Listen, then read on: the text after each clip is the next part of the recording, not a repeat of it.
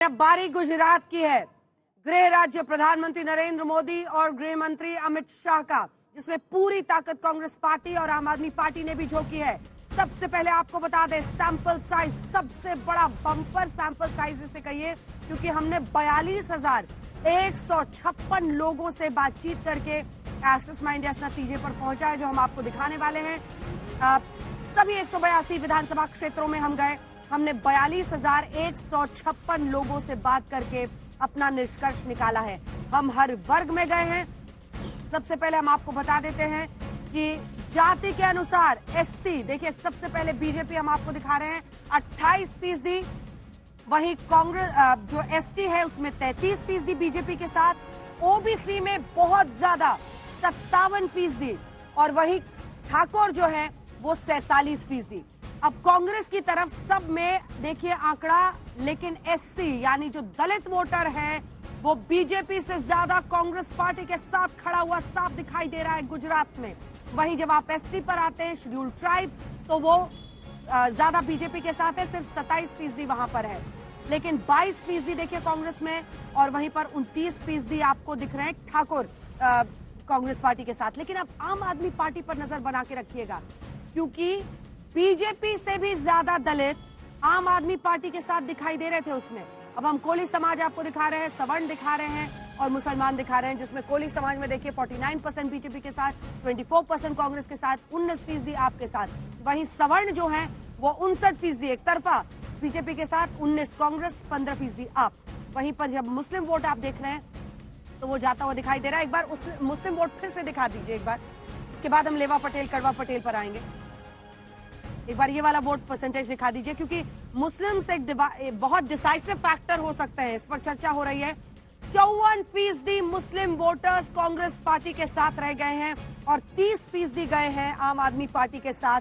तो क्या मुस्लिम vote but गया है पूरी तरह से, जिसमें एक बड़ा हिस्सा कांग्रेस पार्टी को चला गया है? और अगर ऐसा हुआ है तो ये किस तरह से इन्फ्लुएंस करेगा नतीजों को, सीट्स को, वोट शेयर को, सबकी इस पर नजर रहेगी।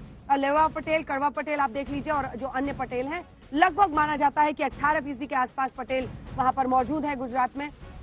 वो भी आप देख रहे हैं कि vote percentage by and large हमेशा से बीजेपी के साथ रहते थे पटेल। पिछले चुनाव में नाराजगी थी, पाटीदार आंदोलन, पाटीदारों को ओबीसी में शामिल करने का आंदोलन था, वो नहीं हुआ तो बहुत नाराज थे। और ये देख लीजिए, अब हम आपको दिखा रहे हैं ग्रामीण और शहरी। ग्रामीण में 45%, 45% बीजेपी के साथ और 48% शहरी उनके साथ हैं। 27% कांग्रेस के साथ हैं ग्रामीण, तो वही 24% शहरी हैं उनके साथ आम आदमी पार्टी। लेकिन यहाँ पर देखिए 20% अगर ग्रामीण उनके साथ हैं तो 21% शहरी हैं, और अन्य में आप देख रहे हैं 8 और 7 का बड़े संकेत मिलते हुए, जिसमें भारतीय जनता पार्टी तमाम मुकामों में, अगर आप देख लें दलितों को छोड़ दे तो आगे दिख रही है हर मकाम पे। वहीं आप जेंडर के आधार पर देखेंगे तो महिलाएं 48%, 48%, लगभग आधी आबादी वहां बीजेपी के साथ, 44% पुरुष। कांग्रेस के साथ 27% महिलाएं, 25% पुरुष। आम आदमी पार्टी के साथ 19% महिलाएं, 21% पुरुष दिखाई दे रहे हैं।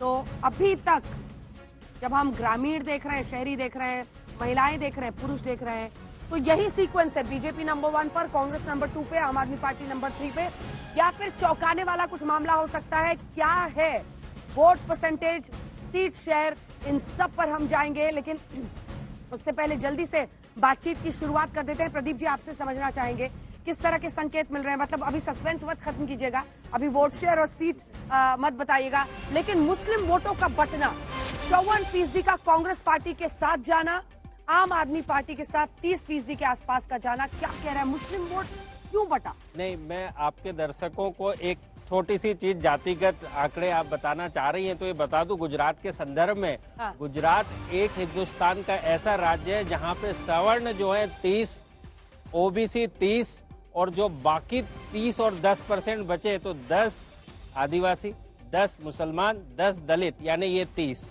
हाँ। और 10% में दूसरी छोटी छोटी जाति आ गई, कोली, ठाकुर और बहुत सारे लोग। तो 30, 30, 30। इसीलिए बीजेपी को, और या हिंदुत्व की जो प्रयोगशाला आप लोग कहते हैं गुजरात को, उसका संदर्भ और कॉन्टेक्स्ट यही है कि इतनी बड़ी संख्या जो हिंदुत्व की बात करते हैं तो उसमें 30% सवर्णों की संख्या बहुत बड़ा नंबर जो है इसके अंदर है। ओबीसी भी काफी है वहाँ पर, लगभग 30। अच्छा, 30 के आसपास। 30। तो सीएसडीएस के आंकड़े में मिले थे, उसमें वो कहते हैं 35 से 37% के आसपास वो बताते हैं कि ओबीसी भी वहां पर है, और उसमें से एक बड़ा तबका बीजेपी के लिए वोट करता है। लेकिन जैसा हमने पटेलों की बात की है, मैं मुस्लिम वोट पर एक बार फिर से आपको ला रही हूँ। मुस्लिम वोट का बंटना क्या संकेत दे रहा है? 54%। अगर कांग्रेस पार्टी के साथ चले गए हैं तो आम आदमी पार्टी के साथ 30%। ये क्या बता रहा है? देखिए, लास्ट जो 2017 जिसको हम कहते हैं पिछले कुछ 20-30 सालों में कांग्रेस ने बहुत अच्छा प्रदर्शन किया। उसका कारण था गुजरात के अंदर कि पटेल आंदोलन, हार्दिक पटेल, अल्पेश ठाकुर, जिग्नेश मेवानी, ये सारे के सारे लड़के एक साथ आए थे। एक बात। दूसरी बात, कांग्रेस का गठबंधन जो है ट्राइबल पार्टी बीटीपी जो है उसके साथ था। हालांकि एनसीपी की एक ही सीट होती है, उसके साथ था। तो एक बड़ा तबका यानी कि दलित, मुसलमान और आदिवासी ने बड़ी मात्रा में कांग्रेस को वोट किया था। लेकिन इस बार जैसे आपने मुसलमान की बात कही, मुसलमान जो पिछली बार 90% तक कांग्रेस और गठबंधन को वोट कर रहा था, इस बार 54 है और 30% सेंध लगाइए आम आदमी पार्टी ने। ये कैसे हो गया? बार बार बिल्किस बानो के मुद्दे पर कांग्रेस पार्टी आम आदमी पार्टी को घेर रही थी कि बिल्किस बानो पर आपके मुख्यमंत्री कहीं कुछ नहीं बोलते हैं, लेकिन उसके बावजूद अगर इतना बड़ा शिफ्ट हुआ है मुसलमानों का आम आदमी पार्टी के पक्ष में, क्या है इसके नहीं, क्या है? एक हकीकत में आपको और बता दूं, हम लोग लगातार ट्रैक करते हैं, जो भी चुनावी स्टेट होते हैं उनमें हम लगातार ट्रैक करते हैं।